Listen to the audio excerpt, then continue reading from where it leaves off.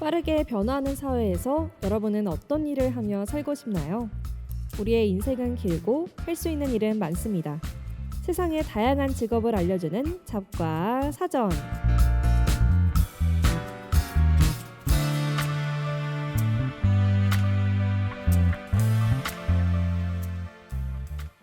안녕하세요. 전북대학교 학우 여러분. 오늘은 10월 5일 화요일 여러분께 잡과 사전으로 인사드리고 있습니다.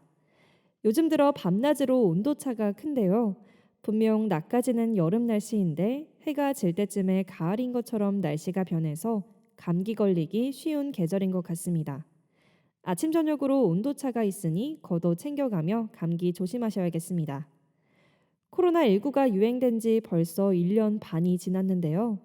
괜찮아질만 하면 다시 원상태로 돌아가는 것 같아 속상한 마음이 큽니다. 하고 여러분들이 코로나19에 대한 긴장의 끈을 놓지 않고 꾸준히 예방수칙을 준수해 안전한 학교 생활 하셨으면 좋겠습니다. 저녁 방송 잡과사전은 매주 키워드를 정해서 그에 맞는 직업들을 소개해드리고 있습니다. 잘 알려지지 않는 직업부터 최근 떠오르고 있는 핫한 직업까지 모두 알려드립니다. 또 잡과사전은 맞춰보잡 코너에서 청취자 참여 퀴즈를 진행하고 있는데요. 매주 소개하는 직업 중 한 가지 직업에 관한 설명을 듣고 청취자분들이 직접 해당 직업을 맞히는 코너입니다. 답을 아시는 분은 전북대학교 방송국 인스타그램 DM 또는 UBS 오픈 카카오톡으로 보내주세요. 정답을 맞히신 분께는 추첨을 통해 상품도 드리니 많은 참여 부탁드립니다. 그럼 본격적으로 잡과사전 시작해보기 전에 노래 한 곡 듣고 올게요. 본격적으로 오늘의 잡과사전 열어보기 전에 오늘 소개해드릴 직업과 관련된 이슈 사전 먼저 열어볼까요? 오늘 이슈 사전의 이슈는 곧 다가오는 국경일인 한글날입니다. 10월 9일은 훈민정음을 창제해서 세상에 펴낸 것을 기념하고 우리 글자 한글의 우수성을 기리기 위한 국경일입니다. 10월 9일 한글날은 한국인이라면 한 번쯤 어떤 유래와 내용을 가졌는지 알아야 할 것 같아서 오늘의 이슈로 준비해봤습니다. 한글날은 1926년에 음력 9월 29일로 지정됐는데요. 그 명칭이 당시에는 각야날이었다고 합니다. 명칭과 날짜 모두 우리가 알고 있는 것과 다른데요. 한글날의 명칭은 1928년 개칭되었고 날짜는 광복 후에 양력 10월 9일로 확정됐다고 합니다. 한글날을 처음 제정한 것은 우리가 일제강점기에 있던 1926년인데요.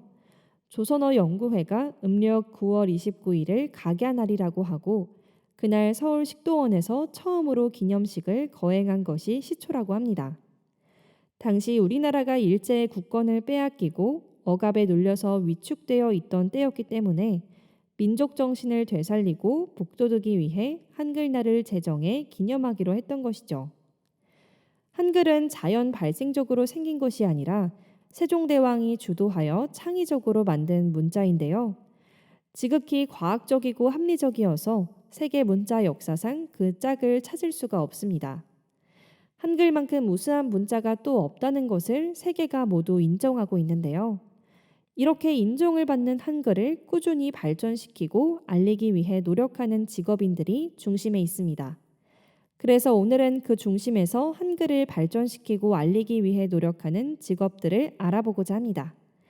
노래 한 곡 듣고 와서 오늘의 직업을 소개하는 알아보자 코너 진행해 보도록 할게요. 네, 그럼 바로 알아보자 코너를 통해 오늘의 직업들 소개해 보도록 하겠습니다. 첫 번째로 소개할 직업은 한국어 교원입니다. 이 직업은 국어 교사와는 조금 다른데요. 한국어 교원은 국어를 모어로 사용하지 않는 외국인, 제외 동포를 대상으로 한국어에 대해 가르치는 사람을 말합니다. 국어 교사는 한국어를 모어로 사용하는 한국인을 대상으로 가르친다는 점에서 한국어 교원과 차이점이 있습니다. 한마디로 한국어 교원은 외국어로서의 한국어를 외국인에게 정확히 학습할 수 있도록 도와주는 직업입니다. 교육 관련 직업 중에서도 최근 관심이 높아지고 있는 이유 중 하나는 한국어 교원 수요가 늘어나고 있고 응시 자격 없이 도전할 수 있기 때문이라고 합니다. 보통 학력이나 학과 제한이 있는 교육 관련 직업들과는 다르게 다른 직업을 가지고 있던 사람들도 쉽게 도전할 수 있다고 해요. 응시 자격이 없다고 해서 누구나 교원으로 바로 활동할 수 있는 것은 아닌데요. 학생을 가르치는 사람으로서 기본 자격 요건들은 당연히 존재하겠죠. 지원하는 곳이 국내 초중 고등의 학교인지, 국가 관련 기관인지, 혹은 해외에서 취업하는지 등에 따라서 자격 요건은 상이하다고 합니다. 자격 요건 중에서도 채용 공고에서 가장 많이 요구하는 자격은 한국어 교원 자격증이 있는데요. 그래서 한국어 교원이라는 직업에 관심을 가지고 한 발 나아가고자 한다면 한국어 교원 자격증 취득이 우선일 것 같습니다. 한국어를 모국어로서만 보는 시각에서 벗어나서 하나의 외국어로 타 나라 사람에게 한국어에 대해 가르치는 직업도 꽤 신선하고 흥미로울 것 같네요. 그럼 다음 잡과사전 열어보기 전에 노래 한 곡 듣고 올게요.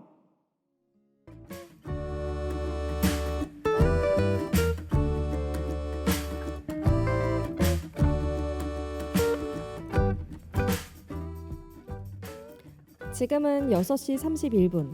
여러분은 세상에 존재하는 다양한 직업을 알려드리는 잡과사전과 함께하고 계십니다. 지금은 10월 9일 한글날을 맞이해 한국어 관련 직업들을 소개해드리고 있습니다.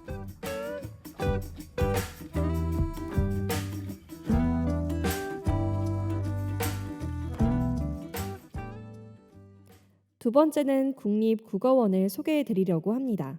국립국어원은 직업이라기보다는 하나의 기관이라고 할 수 있는데요. 한글 하면 이곳에 속해 있는 직업들을 빼먹을 수 없어서 소개해드리고자 들고 왔습니다. 국립국어원은 국어의 발전과 국민의 언어 생활 향상을 위한 사업의 추진, 그리고 연구 활동을 관장하는 국가기관입니다. 국어 정책은 국민의 언어 생활에 크게 영향을 끼치기 때문에 정책 방향이 조심스럽게 설정이 돼야 하고 일관성 있게 추진돼야 하는데요. 하지만 국어 정책의 여러 과제들은 많은 시간이 흘러도 논란을 거듭하는 경우가 많습니다. 정부에서는 국어심의회 등 비상설 기구를 두어 국어 연구와 정책 방향을 논의해 왔으나 사업의 일관된 지속성을 확보하기 어려웠다고 해요. 이에 국가적 차원의 전문기관 설립을 요구하는 목소리가 커서 당시 문교부에서는 1984년 학술원 내에 국어연구소를 설치하는 것이 시작이었다고 합니다. 국립국어원은 문화체육관광부 소속 기관으로 국가직 공무원 일반 행정 직렬에 합격하여 문체부에 들어가게 되면 국립국어원에 발령받을 가능성이 있는데요. 주로 9급, 7급 합격 공무원 중 상위 성적자들이 들어갈 수 있다고 합니다. 국립국어원이라고 해서 모든 부서가 국어 연구를 하는 것은 아닌데요. 기획운영과, 공공언어과, 교육연수과, 어문연구과, 언어정보과, 한국어진흥과, 특수언어진흥과 이렇게 총 7분야의 부서가 자리하고 있습니다. 앞서 말한 것처럼 국립국어원에는 매우 다양한 분야가 있기 때문에 종사하고자 한다면 관심 분야를 조금 구체화하는 것이 필요할 것입니다. 예를 들어 학예 연구직의 경우 모집 공고를 보면 국어 국문학, 언어학, 국어 정보학 등 국어 관련 학과 석사학위 소지자인데요. 따라서 이 분야에 취업하고자 한다면 관련 분야에서 필요한 부분을 집중적으로 공부를 해야겠죠. 본인이 평소 국어를 좋아하고 국어의 발전을 추진하고자 한다면 국립국어원을 목표로 하며 공무원 시험에 도전하면 좋을 것 같습니다. 그럼 노래 한 곡 듣고 마지막 직업 소개해 드리도록 할게요. 다음으로 소개할 세 번째 직업은 독서 치료사입니다. 독서 치료는 책이나 비디오, 영화 등 시각 자료를 이용해서 심신의 어려움을 겪고 있는 사람들의 심리를 진단하고 치료하는 것을 말하는데요. 다른 치료 기법과는 달리 심리적 치유 기능과 더불어 독서력 증진 기능도 있는 독특한 심리치료 기법입니다. 한국에 독서 치료가 본격적으로 도입되기 시작한 것은 2002년부터였는데요. 주요 업무는 독서 능력 검사와 문장 완성 검사, 투사적 그림 검사 따위를 이용하여 진단하고 계획을 수립하여 치료 프로그램을 선정하고 마지막으로 치료를 하는 것이라고 합니다. 치료가 끝난다고 해서 여기서 끝이 아니라 치료 후에 자체 평가를 하고 치료 결과에 대해 보고서까지 작성하는 것이 업무의 완성입니다. 치료사가 되기 위해 필요한 특별한 자격 요건은 없지만 업무의 성격상 풍부한 경험과 지식이 있어야 효과적인 치료를 할 수 있는데요. 그래서 이 직업에 종사하고자 한다면 대학에서 문학 치료학과나 심리학과, 독서교육과, 특수교육과, 유아교육과, 아동학과, 문학과 등의 학위 과정을 밟아야 합니다. 또한 대학 부설 사회교육원 또는 평생교육원에 개설된 독서 치료 과정을 수료하는 것이 유리하다고 해요. 이렇게 오늘은 한국어와 관련된 직업들에 관해 알아보았는데요. 이제 분위기를 조금 전환해서 다음 코너로 넘어가 볼까요? 다음으로는 신기한 이색 직업을 알려주는 신기한 잡 시간입니다. 오늘 소개해드릴 신기한 잡은 우리나라 고유의 술 막걸리와 관련된 직업인데요. 신기한 잡 시간을 통해서 알아보기 전에 노래 한 곡 듣고 올게요.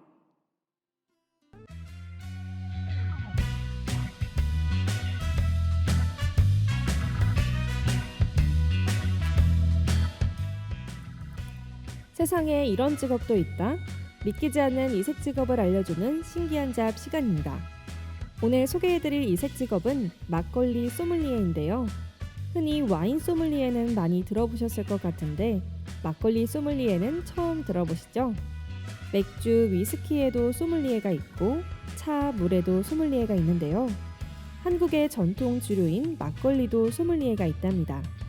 와인 소믈리에와 마찬가지로 막걸리 소믈리에 역시 주류를 주로 판매하는 야간에 근무하며 주류를 소비하는 손님들에게 주류와 궁합이 맞는 요리 혹은 요리와 궁합이 잘 맞는 막걸리를 추천하는 역할을 합니다.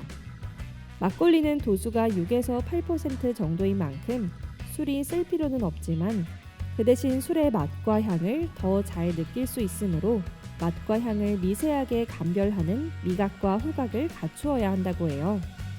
아직 국내에는 막걸리 소믈리에 공식 과정은 없지만 세계음식문화연구원에서 막걸리 소믈리에 과정을 개설했다고 합니다. 세상에 살다 살다 별별 소믈리에를 다 들어보네요.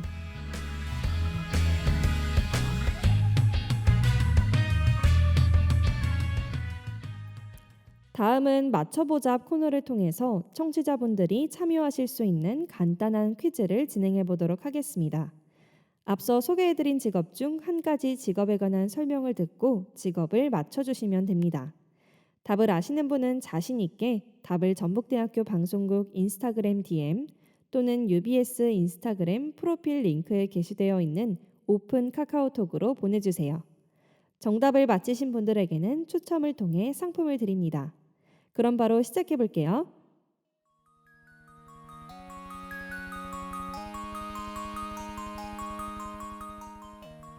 이 직업은 한국어를 가르치는 직업인데요. 이 직업은 외국어로서의 한국어를 외국인에게 정확히 학습할 수 있도록 도와주는 일을 합니다. 최근 해당 직업 수요가 늘어나고 응시 자격 없이 도전할 수 있어서 관심이 높아지고 있는 이 직업은 무엇일까요? 1번 국어교사, 2번 한국어연구원, 3번 한국어교원. 아시는 분은 답을 보내주시면 추첨을 통해 상품을 드립니다.